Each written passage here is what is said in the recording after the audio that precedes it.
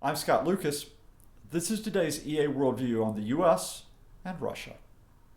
No, this is not a new Cold War. An academic colleague sent a message pushing his new book, conveniently titled The New Cold War, to me this week.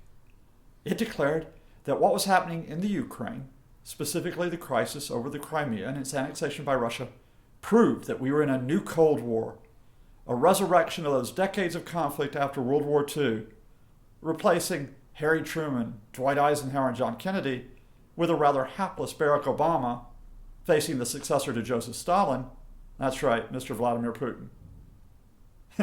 Great marketing by my academic colleague, and absolutely, hopelessly wronged. Look, let's get real with assessing what is happening in the Ukraine in terms of US and Russian foreign policy.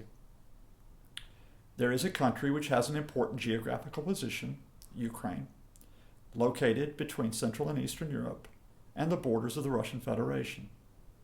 There was a president from Ukraine, a Mr. Yanukovych, who was allied with Moscow, who was forced from power by protests.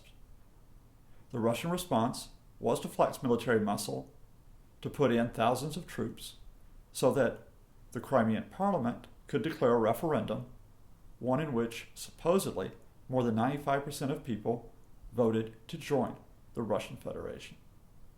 And the US did nothing according to this thesis. They stood aside, issuing a bit of rhetoric but not much else, while developments unfolded. And so now we're in a new Cold War where the Russian bear has reared up mightily and is pushing back against an American superpower that doesn't look very super right now. No.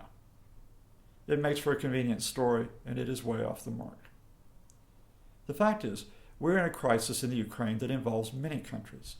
For Ukraine was looking to move closer, or I should say, for some in the Ukraine were looking to move closer to the European Union, to European countries.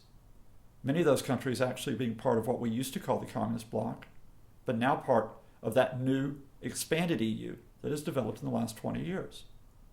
The Russia of today is not the same as the Soviet Union of even the late 1980s. It is smaller, facing economic difficulties, in a much more fluid world, where not only the United States, but let's say China and other regional powers have to be noted and sometimes contended with. We're talking about a United States which, to the chagrin of many commentators, cannot just wade into a crisis and say, we will solve this. Our military, our diplomats, our president say it must be this way. This is a world which is, if you want to use the academic term, multipolar. That means there's a lot of people involved. Now, that might make the situation quite complex, quite messy, but it also means that we're not talking about nuclear showdowns. We're not talking about dividing the world up into two camps, the free world and the communist. We're not talking about a world of living for decades with doomsday clocks, fallout shelters, and other signs of an imminent apocalypse.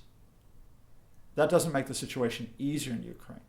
It doesn't make it easier specifically for the Ukrainian people or for those people in Crimea, whichever side of the annexation fence they sit on. But it does mean we have a world which is not the same as the dramatic headlines of nuclear showdown would have it. Sorry, you'll have to find another way to sell that academic book. I'm Scott Lucas, and this is today's EAWorldView on the US and Russia.